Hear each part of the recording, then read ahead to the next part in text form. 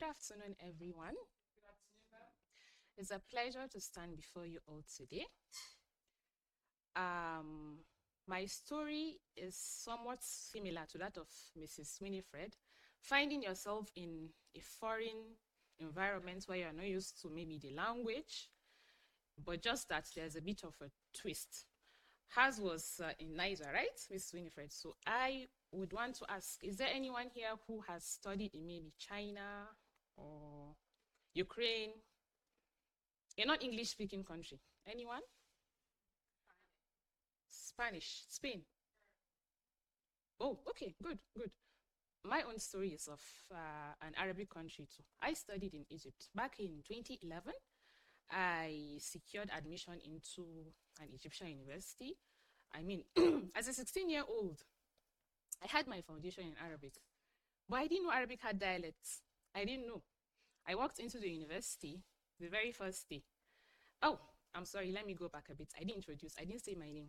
My name is Halima. I would like to tell you 3 lessons I learned when my pharmacy degree changed dialects. So when I walked into the lecture hall the first time, of course, it's a UK-affiliated university. I expected English like everyone else. So the lecturer started speaking. I was confused. I didn't understand a single word. I mean, Arabic is something I know, but it was the Egyptian Arabic. I was like, what is happening? For 2 hours, I was blank. I didn't know what she was saying. I met her after the class. I said, Ma'am, I don't understand. I'm English speaking. Oh, I didn't know. I didn't know. I remember calling my dad. I even cried. I said, Dad, I think we made a mistake. He needs to get me out of this place. I can't cope. He said, no, calm down. What did the lecturer say? She said I could meet her at her office hours, and that happened. So our courses, preliminary courses, we were taking like 7.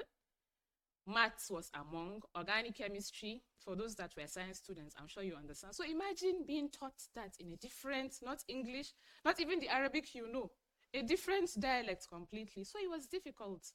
But I was, with my dad's encouragement, I persevered. And believe me, through those 5 years, I mastered the Egyptian dialects.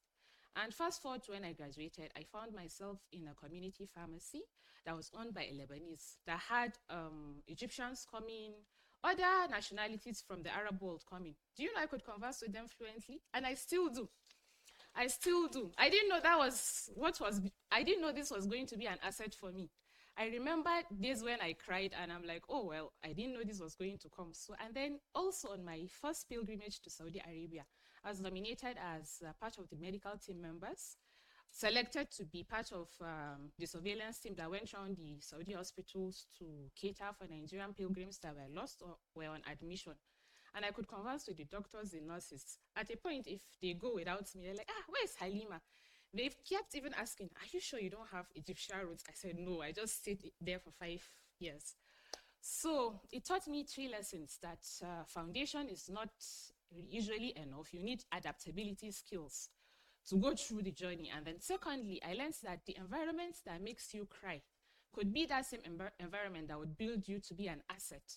And then thirdly, I learned that isolating yourself from the crowd doesn't let you know the bigger picture or get the full picture. Because at first I had to follow the lecturers one-on-one, and it was too much. Just imagine being secluded. Say, for example, it's a different dialect they are using or a different language, and you had to be following maybe Miss Rachel or someone else to give you a one-on-one. I'm sure she would forget some things I should mention in a general class.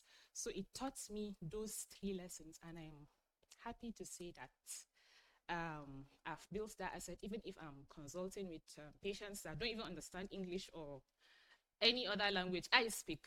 I calm down, I use symbols. I remember my own younger self that I found in a foreign land. So I am very much thankful for those 3 lessons I learned, and I recommend to each and every one of us here today that if you find yourself in a foreign environment or when the culture or language shifts, don't panic because you never know what that is teaching you.